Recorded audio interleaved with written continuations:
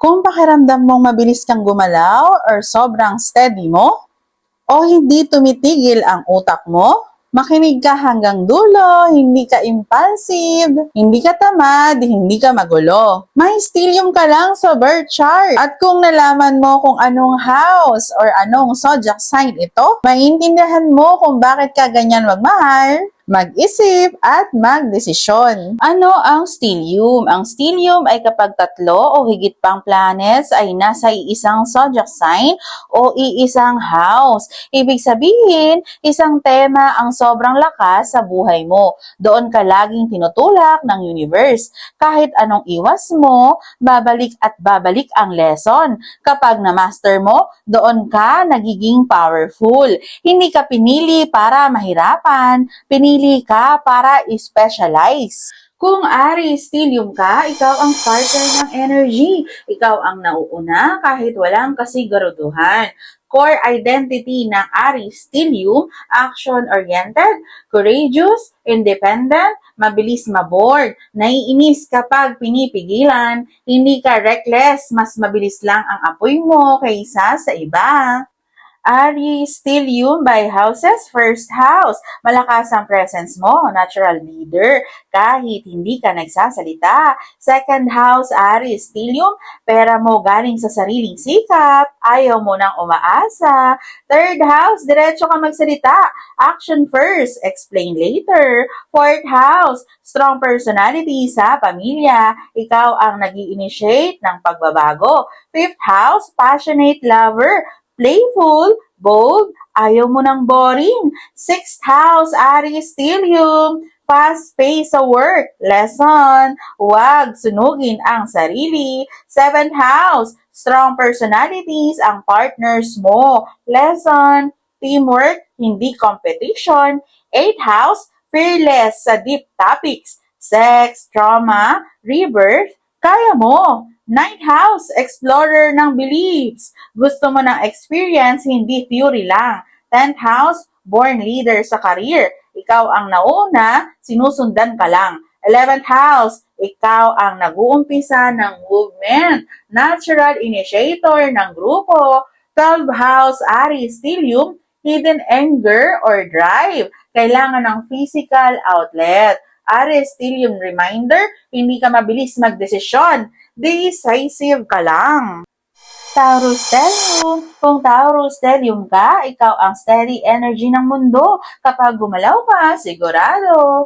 Core identity ng Taurus stellium, stability, consistency, sensuality, loyalty.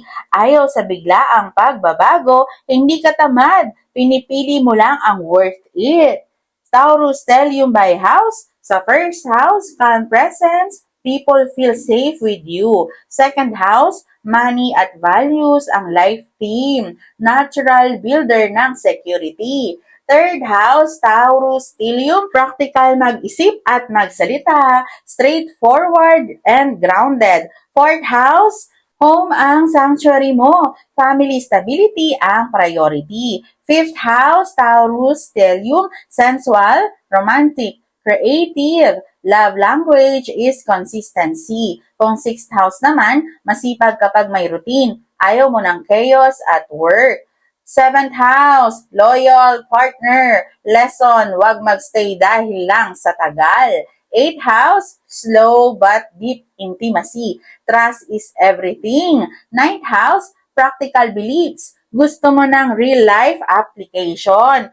10th house, slow success, permanent results, hindi ka biglaan, pang matagalan ka. 11th house, reliable friend, ikaw ang anchor ng grupo. 12th house, hidden attachment issues, kailangan ng emotional release. Taurus stellium reminder, hindi ka resistant sa change, pinoprotektahan mo lang ang stability mo. Gemini stellium. Kung Gemini stellium ka, ikaw ang utak na hindi natutulog. Connection ng buhay mo.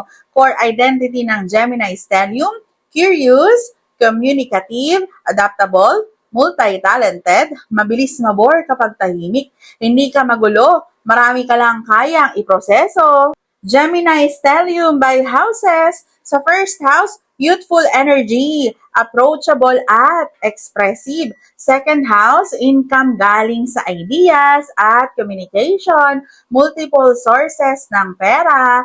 Third house, supercharged mind, writer, speaker, content creator energy. Fourth house, maraming usapan sa bahay, mental stimulation ang kailangan mo. Fifth house, playful lover, love language mo, conversation. Sixth house, multitasker sa work, lesson, focus, at boundaries. Seventh house, kailangan ng mentally stimulating partner, ayaw mo ng tahimik na relasyon. Eighth house, curious sa psychology at secrets, magaling mag-analyze ng tao. Ninth house, student of life, gusto mo nang matuto ng lahat.